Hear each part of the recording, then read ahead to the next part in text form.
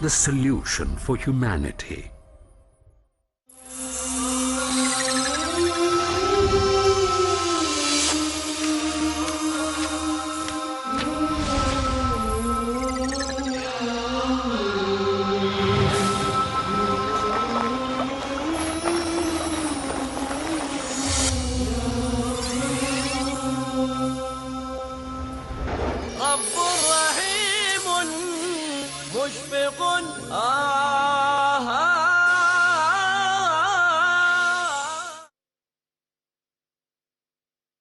আসসালামু আলাইকুম ওয়া রাহমাতুল্লাহি ওয়া বারাকাতুহু। ওয়ালাইকুম আসসালাম ওয়া রাহমাতুল্লাহি ওয়া বারাকাতুহু। আলহামদুলিল্লাহি রাব্বিল আলামিন ওয়াসসালাতু ওয়াসসালামু আলাল মাবউসি রাহমাতাল লিল আলামিন ওয়া আলা আলিহি ওয়া সাহবিহি আজমাইন ওয়া মান তাবিআহুম বিইহসানিন ইলা ইয়াউমিদ্দিন, আম্মা বাদ। প্রিয় দর্শকবৃন্দ, আপনাদের সকলকে আমন্ত্রণ জানাচ্ছি কিতাবুত তাওহীদ এর দর্স শোনার জন্য। আল্লাহ সুবহানাহু ওয়া তাআলা আমার খালেক, তিনি আমার স্রষ্টা, আমার পরিচালক, আমার রিজিকের মালিক, আমার জীবন মরণ সবকিছুর মালিক, আমার মাবুদ। আমি তার বান্দা, আমি তার ইবাদত করব, তার সৃষ্ট জীব, তার পরিচালিত একটি মানুষ। অতএব সেই আল্লাহ সুবহানাহু ওয়া তাআলা যিনি আমাকে সৃষ্টি করেছেন, তার জন্য থাকবে আমার অগাধ ভালোবাসা। আর এই ভালোবাসা একজন মানুষ আরেকজন মানুষকে ভালোবেসে থাকে সেটাই নয়, বরং এই ভালোবাসা হবে আল্লাহ সুবহানাহু ওয়া তাআলার কাছে নত হওয়ার দিক থেকেই। এ ভালোবাসা হবে আল্লাহ সুবহানাহু ওয়া তাআলাকে সর্বোচ্চ সবচেয়ে বড় মনে করার দিক থেকে, এবং আল্লাহ সুবহানাহু ওয়া তাআলার নির্দেশ ও নিষেধ পালন করার দিক থেকে। এ ধরনের ভালোবাসা পাওয়ার অধিকার রাখেন পৃথিবীর বুকে একজনেই, তিনি হলেন আল্লাহ সুবহানাহু ওয়া তাআলা, আর কেউ না। যেটি হলো ইবাদতের দৃষ্টিকোণ থেকে ভালোবাসা। এ ভালোবাসা যখন অন্য কাউকে দেওয়া হবে, আল্লাহ সুবহানাহু ওয়া তাআলার সমপর্যায়ে কাউকে মনে করে তাকে যদি এই ভালোবাসা দেওয়া হয়, সেটার নামই হলো শিরক। আমরা এই বিষয়ে সূরাতুল বাকারার একটি আয়াত শুনেছি।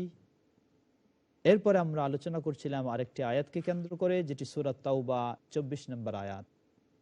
আল্লাহ রাব্বুল আলামিন সেখানে 8টি বিষয় তুলে ধরেছেন, এবং আল্লাহ রাব্বুল আলামিন এই 8টি বিষয়ের উপরে সব সময় আল্লাহ সুবহানাহু ওয়া তাআলা তার এবং তার রাসূলের ভালোবাসা প্রাধান্য পাবে, এটাই আল্লাহ রাব্বুল আলামিন নির্দেশ দিচ্ছেন। সেই 8টি বিষয়ের মধ্যে প্রথম হলো পিতামাতা, বাপ দাদা যারা উপরের দিকে রয়েছেন, তারপরে হলো নিজেদের সন্তান সন্ততি যারা, তারপরে হলো নিজেদের ভাই বোন যারা তারা, তারপরে হলো স্ত্রীর জন্য স্বামী বা স্বামীর জন্য স্ত্রী, এরপরে হলো যারা আরো আত্মীয় স্বজন রয়েছে, প্রতিবেশী তারা, এবং আরো রয়েছে যা সম্পদ, ব্যবসা বাণিজ্য ও আবাস ভবন বা মাতৃভূমি ইত্যাদি সবকিছু। এগুলির উপরে আল্লাহ সুবহানাহু ওয়া তাআলার ভালোবাসাকে সবসময় প্রাধান্য দিতে হবে। অর্থাৎ আল্লাহর ভালোবাসাকে ঠিক রাখার জন্য এগুলিকে যে কোনো মুহূর্তে বর্জন করার প্রস্তুতি থাকতে হবে। এটাই হলো এগুলির উপরে আল্লাহর ভালোবাসার প্রাধান্য দেওয়া। যদি আমি বলি যে আমার সন্তানকে আমি খুবই স্নেহ করি, অতএব এই সন্তানকে আমি বাদ দিয়ে আল্লাহর নির্দেশে কোথাও বের হয়ে যেতে পারবো না, তাহলে আমি আল্লাহর ভালোবাসাকে প্রাধান্য দিতে পারিনি। যদি আমি বলি আমার স্ত্রীর ভালোবাসা কেবলমাত্র আমার দাম্পত্য জীবন শুরু হলো, তাকে ছেড়ে আমি আল্লাহর নির্দেশে অমুক জায়গায় যাব, এটা হতে পারে না। তাহলে আমি আল্লাহকে আমার স্ত্রীর চেয়ে বেশি ভালোবাসলাম না। ঠিক তেমনি ভাবে আমি যদি বলি যে আমার এত বিশাল ব্যবসা বাণিজ্য ধন সম্পদ, এগুলিকে ছেড়ে আমাকে অন্য জায়গায় যেতে হবে, 1 মাসের প্রোগ্রামে গিয়ে আমাকে হজ করে আসতে হবে, এটা আমার পক্ষে সম্ভব নয়। না, আমি আল্লাহকে তাহলে এবং তার রাসূলকে প্রাধান্য দিতে পারিনি। কারণ আমি সম্পদশালী হয়েছি, সামর্থ্য রয়েছে হজ করার, আমার পর হজ ফরজ। আমার বিশাল দুনিয়া জুড়ে ব্যবসা বাণিজ্য হলেও সেগুলি ছেড়ে আমাকে যেতে হবে সে হজ সম্পাদন করতে। এটা আল্লাহর নির্দেশ। আল্লাহকে যদি আমি বেশি ভালোবাসি, এর প্রমাণ হলো তাহলে এগুলি ছেড়ে আমি আল্লাহর ডাকে দৌড়াবো। আমার অফিসে অনেক ব্যস্ততা, 1 গ্লাস পানি খাওয়ার মতো সময় নেই, এত ব্যস্ত আমি অফিসে। কিন্তু মসজিদে ডাক এসে গেছে আল্লাহু আকবার, হাইয়া আলাস সালাহ, হাইয়া আলাল ফালাহ। আমি যদি সত্যিকারই আল্লাহকে সবচেয়ে বেশি ভালোবাসি, তাহলে আমার এই সব ব্যস্ততা ছেড়ে দিয়ে আমি আল্লাহর ডাকে আগে সাড়া দিয়ে আসব। তাহলে প্রমাণিত হবে যে আসলে আমি আল্লাহকে সত্যি ভালোবাসি এবং সব কিছুর উপরে আল্লাহকে প্রাধান্য দিই। আর যখন দেখা যায় যে না, আমার সন্তানের মায়া, স্ত্রীর ভালোবাসা, পিতামাতার শ্রদ্ধা বা ধন সম্পদের মোহ মমতা, এগুলি ছেড়ে আল্লাহর ডাকে সাড়া দিতে পারছি না, তাহলে আমি আল্লাহকে কখনোই এগুলির উপরে ভালোবাসতে পারি না। প্রিয় বন্ধুরা, তাই আসুন আল্লাহ এবং তার রাসূলের ভালোবাসা হবে মানুষের সাথে গুরুত্বপূর্ণ সম্পৃক্ত যতগুলি জিনিস রয়েছে, চাই ব্যক্তির দিক থেকে হোক, অর্থের দিক থেকে হোক, আর জন্মভূমি বা ঘর বাড়ি ইত্যাদির দিক থেকে হোক, বা মানুষের কর্ম ব্যবসা ইত্যাদি থেকে হোক, সব দিক থেকে সকল কিছুর ঊর্ধ্বে যখন আমরা আল্লাহ সুবহানাহু ওয়া তাআলাকে প্রাধান্য দিতে পারবো, তখনই আমরা সত্যিকারী মুমিন হিসাবে আল্লাহ সুবহানাহু ওয়া তাআলার কাছে পরিচয় রাখতে পারবো। আল্লাহ আমাদের সবাইকে সেই তৌফিক দান করুন। প্রিয় বন্ধুরা, লেখক রাহিমাহুল্লাহ এ পর্যায়ে তিনি আরো কয়েকটি গুরুত্বপূর্ণ হাদিস নিয়ে এসেছেন। সেই হাদিসগুলি আমরা শুনবো। যেমন সহিহ বুখারী এবং মুসলিমের হাদিস। সহিহ বুখারী হাদিসটি হাদিস নাম্বার হলো 15 নম্বর হাদিস, সহিহ মুসলিমের হাদিস নাম্বার হলো 44 নম্বর হাদিস।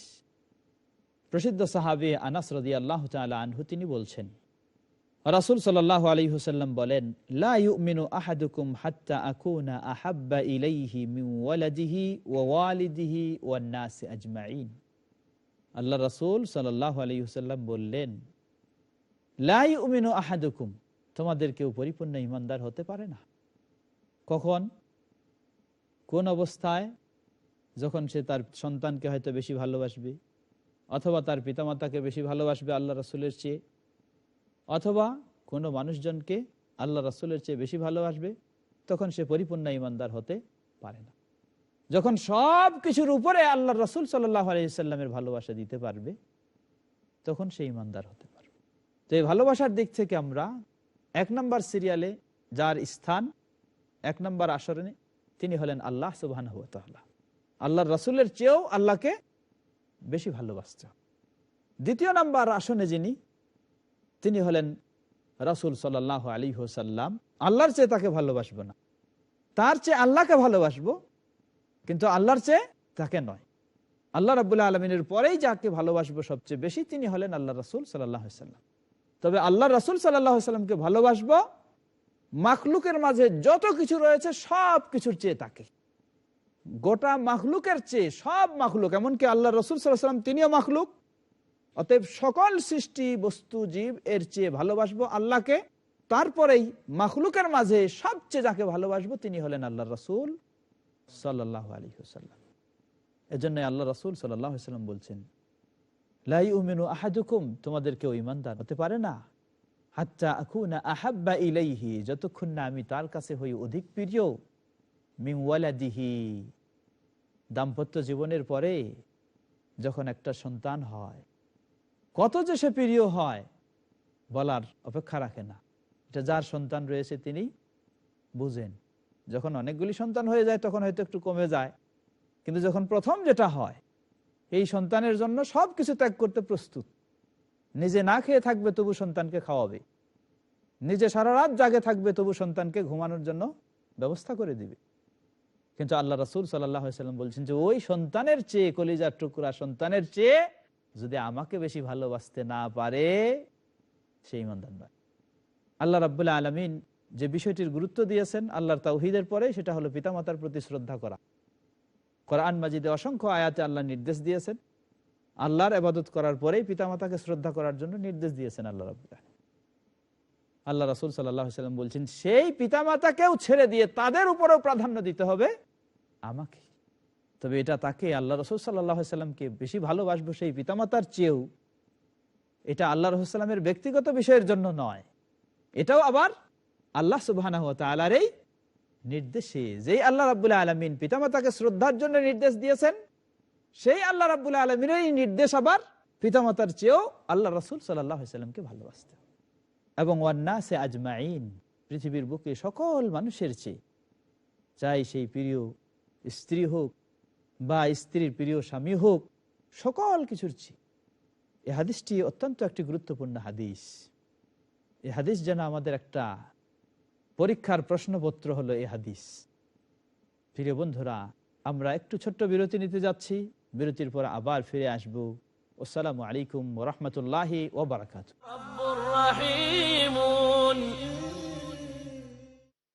সৃষ্টিকর্তাকে জানার জন্য ইসলামের হুকুম সমূহ মেনে চলার গুরুত্ব কি, ভালো মন্দের মাঝে তফাৎ করার জন্য চেতনা দিয়েছেন, আল্লাহর শরীয়তের বাইরে যাওয়ার সুযোগ তার দিয়েছেন, মানবতাকে রক্ষা করার জন্য। আল্লাহ সুবহানাহু ওয়া তাআলা তিনি ইসলাম দিয়েছেন। এটা অনুসরণের ভিতরেই মানুষের কল্যাণ নিহিত রয়েছে।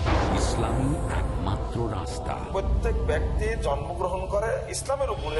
মুজাফফর বিন মুহসিন, ডক্টর আব্দুল্লাহ জাহাঙ্গীর, শেখ শাহিদুল্লাহ খান মাদানী, আহমদুল্লাহ বিন মোহাম্মদ দেলবর হোসেন, হারুন হোসেনের উপস্থাপনায় ফিতরতের দাবি মানুষ ধর্ম মানতে বাধ্য। আল্লাহ সুবহানাহু ওয়া তাআলার কাছ থেকে ইসলাম আমাদের কাছে এসেছে। ধর্মের মধ্যে ইসলামী আল্লাহ মনোনীত দিন, প্রতিটি বিধান আল্লাহ তাআলা যেটা দিয়েছেন এটা মানুষের কল্যাণে। ইসলামের অনন্য গুণাবলী জানতে দেখুন আমাদের অনুষ্ঠান ইসলাম মানার দুনিয়াবি ফায়দা, আজ রাত 9:30 বা পুনঃ সম্প্রচার সকাল 8টায় বাংলাদেশে পিস টিভি বাংলায়। দ্বিধা, দ্বন্দ্ব, মূল্যবোধের অভাব, প্রকৃত বিশ্বাসের অভাব, অসচেতন জীবনযাপন, ধর্মকে ভুলভাবে তুলে ধরা, ধর্মীয় গ্রন্থের পরিবর্তন এবং সংস্করণ যথাযথ তথ্য পেতে সকল ক্ষেত্রে আমি সংগ্রাম করছি সত্য প্রকাশ করতে, কারণ এটা যেন আপনার অধিকার আর আমার দায়িত্ব সত্যটা বলা। দেখুন সত্য উন্মোচন প্রতি শুক্রবার থেকে বুধবার রাত 9টায় বা পুনঃ সম্প্রচার সকাল 7:30 বাংলাদেশে পিস টিভি বাংলায়। হে মুমিনগণ, আল্লাহকে ভয় করো। হালাল হারাম একমাত্র আল্লাহ পাক করতে পারেন। তোমাদের জন্য মৃত জীবের মাংস ও সোয়ার অবৈধ করা হয়েছে। বিড়ি, তামাক, জর্দা, সিগারেট, গুড় এগুলো হারাম খাদ্য। এই ইমানদারগণ, তোমরা হেদায়েতের পথে থাকলে কেউ পথভ্রষ্ট করতে পারবে না। জ্ঞানের মূল উৎস হচ্ছে আল্লাহর ওহী। তিনি পূর্ব ও পশ্চিমের মালিক, তিনি ছাড়া কোনো মাবুদ নেই। আল্লাহ যে আইন নাজিল করেছেন তার বিপরীতে কেউ যদি আইন প্রণয়ন করে তো তারা কাফের। হারাম মাল নিয়ে যদি কেউ হাজ করে বা মসজিদ বানায় তা কি বৈধ হবে? জানতে হলে দেখুন ইসলামের শ্রেষ্ঠত্ব পরবর্তী অনুষ্ঠান পিস টিভি বাংলায়।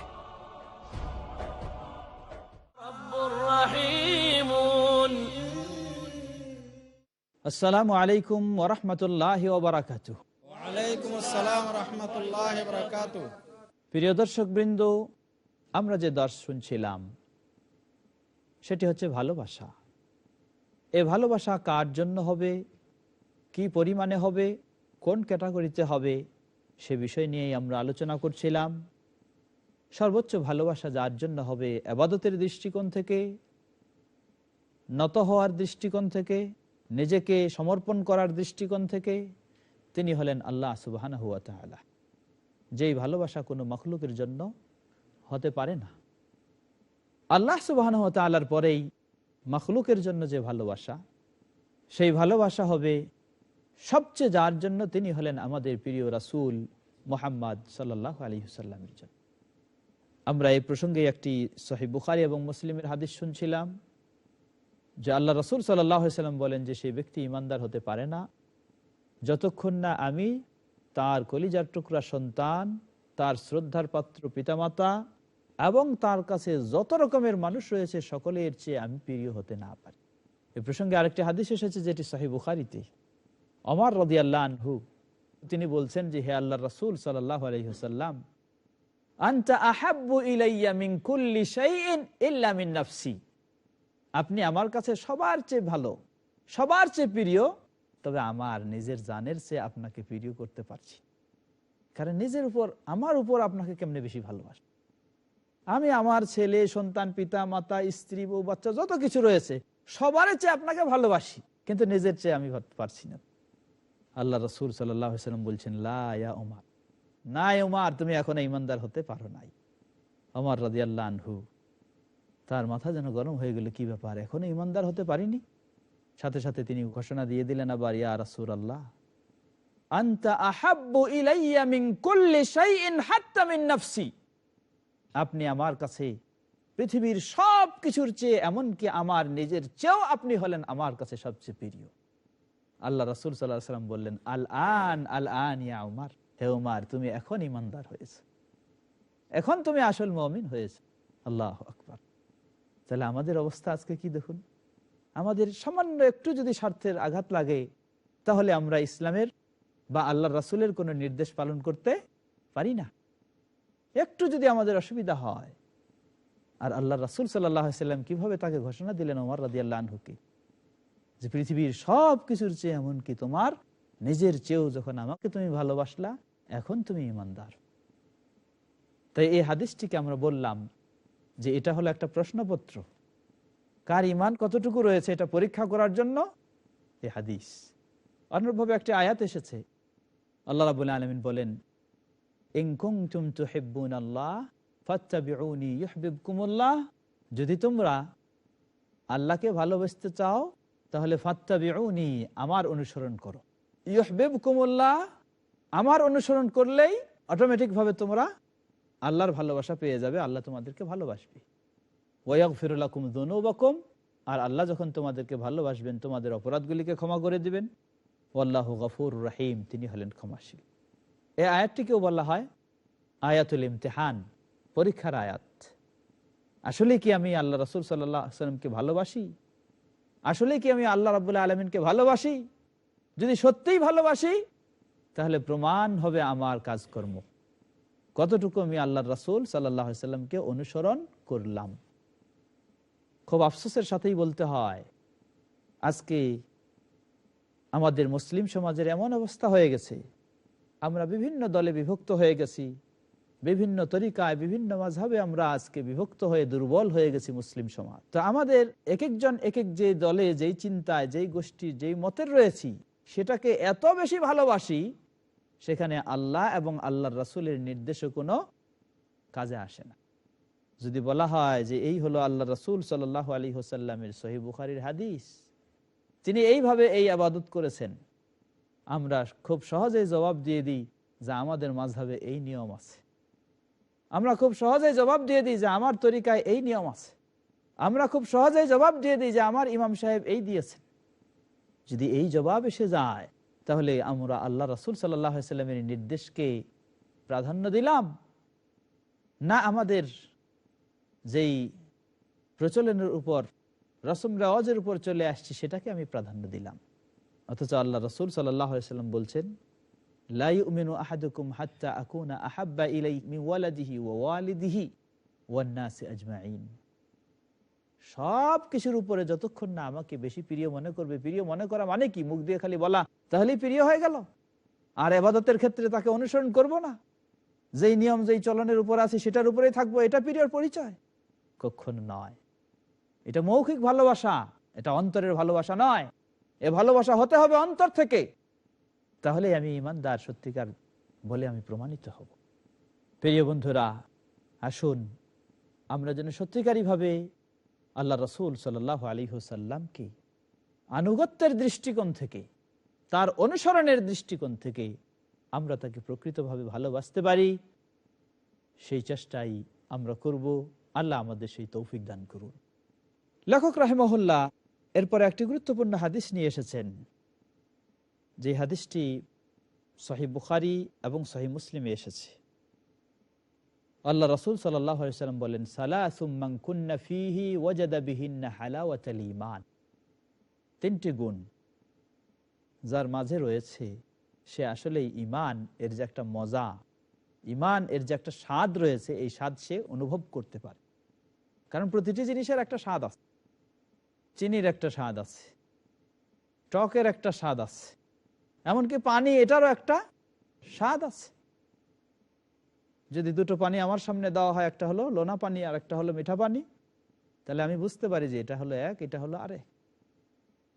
তা আমার যে ঈমান আছে, এই ঈমানেরও একটা স্বাদ আছে, এই ঈমানেরও একটা মজা আছে। কিন্তু আজকে আমরা হয়তো অনেকে ঈমান এর স্বাদ, এর মজা আমরা পাই না। যার কারণে একজন মানুষকে যদি বলা হয় যে তোমাকে আমি একটা বড় ধরনের চাকরি দিব, ঈমান ইসলাম বাদ দিয়ে দাও তুমি, খুব দ্রুত প্রস্তুত হয়ে যাই আমরা।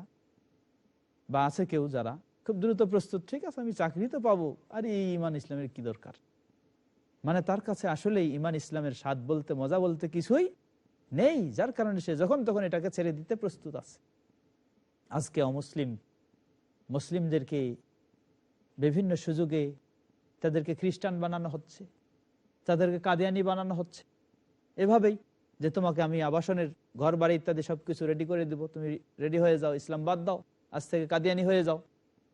সামান্য সুবিধার কারণে হয়ে যাচ্ছে। তুমি খ্রিস্টান হয়ে যাও, সামান্য সুবিধাতে খ্রিস্টান হয়ে যাচ্ছে।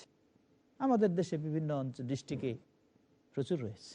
প্রিয় বন্ধুরা, শুধু এটুকুই নয়, কাদিয়ানি হওয়া বা খ্রিস্টান হওয়া এটা তো সম্পূর্ণভাবে ধর্ম ছেড়ে দেওয়া। একজন মানুষকে যদি একজন ব্যক্তিও আহ্বান জানায়, বা একটা যুবক, সুন্দর যুবককে যদি একটা সুন্দরী যুবতী আহ্বান জানায় যে আসো তুমি আমার সাথে একটু বিনোদন করো, কোনো কিছু সমস্যা নেই, কেউ দেখবে না, কেউ কিছু বলবে না, কেউ কোনো শাস্তি দেবে না, এই সুযোগ পেলে কয়জনই বা এই সুযোগ বাদ দিবে।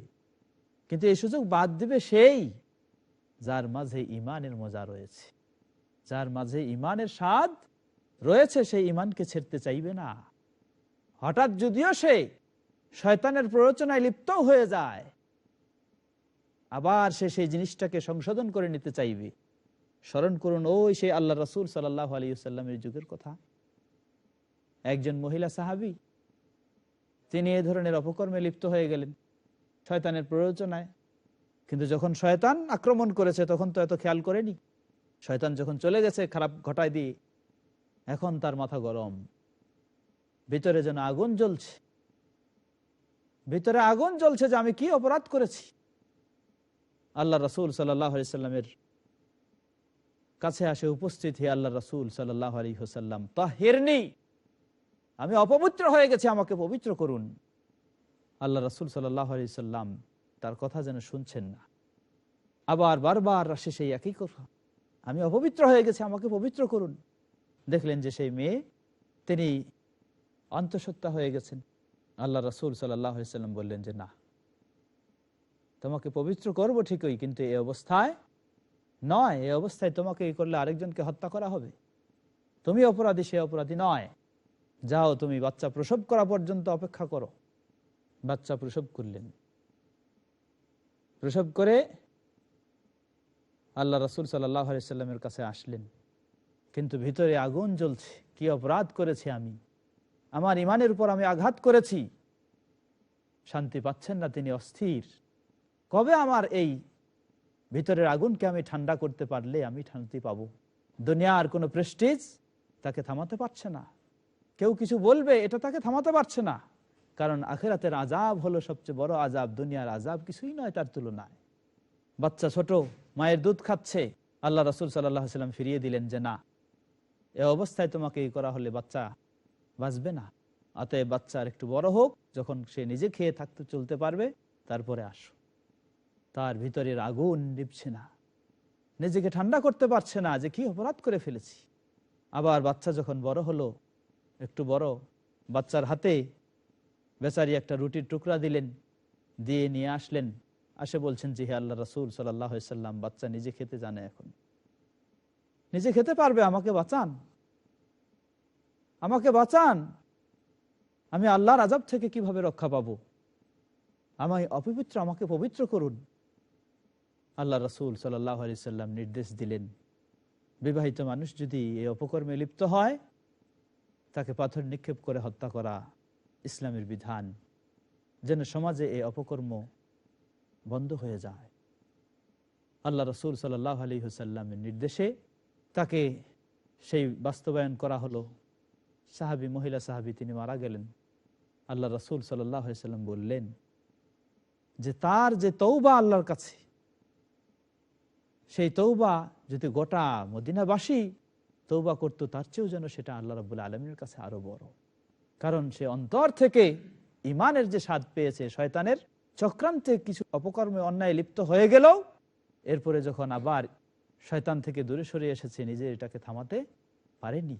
আমরা যেটা বলছিলাম সেটা হলো ইমানের স্বাদ। যদি কেউ ইমানের স্বাদ যার মাঝে থাকবে, তাহলে সামান্য এতেই ইসলামকে, ইমানকে সে কখনো বাদ দিতে পারে না। প্রিয় বন্ধুরা, এ পর্যায়ে আমরা এ দর্স আজকে সম্পন্ন করছি। আশা করি পরবর্তী দর্শে আপনারা আবার মনোযোগ সহকারে শুনবেন। আল্লাহ আমাদের সবাইকে ভালোভাবে উপলব্ধি করে আমাদের ইমানকে মজবুত করে নেওয়ার তৌফিক দান করুন। আসসালামু আলাইকুম ওয়া রাহমাতুল্লাহি ওয়া বারাকাতুহু।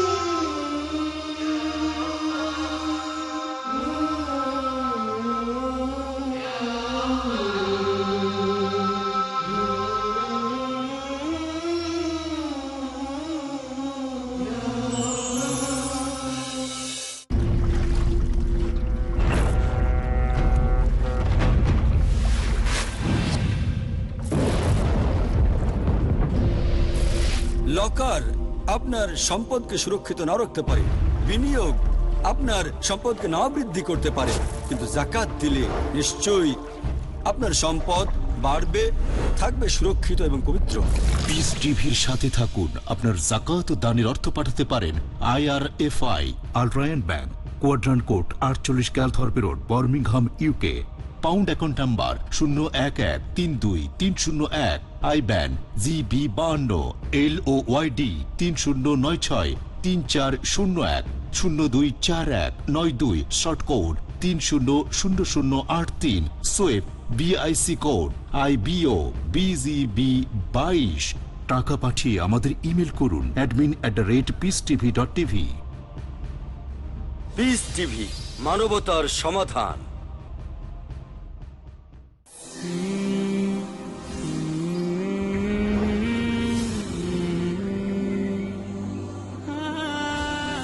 ইসলামী শরিয়ার রয়েছে সুনির্দিষ্ট সুমহান লক্ষ্য, উদ্দেশ্য ও নীতিমালা।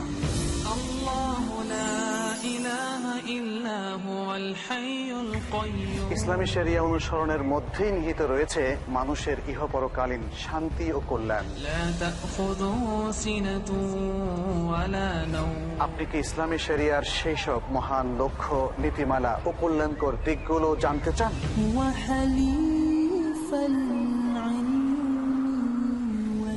তাহলে দেখুন ইসলামী শরিয়ার লক্ষ্য, উদ্দেশ্য ও নীতিমালা সংক্রান্ত আমার আলোচনা পিস টিভি বাংলার পর্দায়।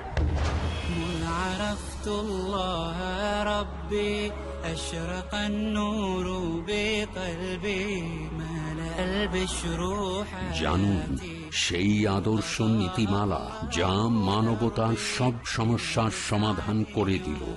ইসলামী শরিয়ার নীতিমালা প্রতি সোমবার ও মঙ্গলবার রাত 9:30 পুনঃ সম্প্রচার সকাল 8টায় বাংলাদেশে পিস টিভি বাংলায়।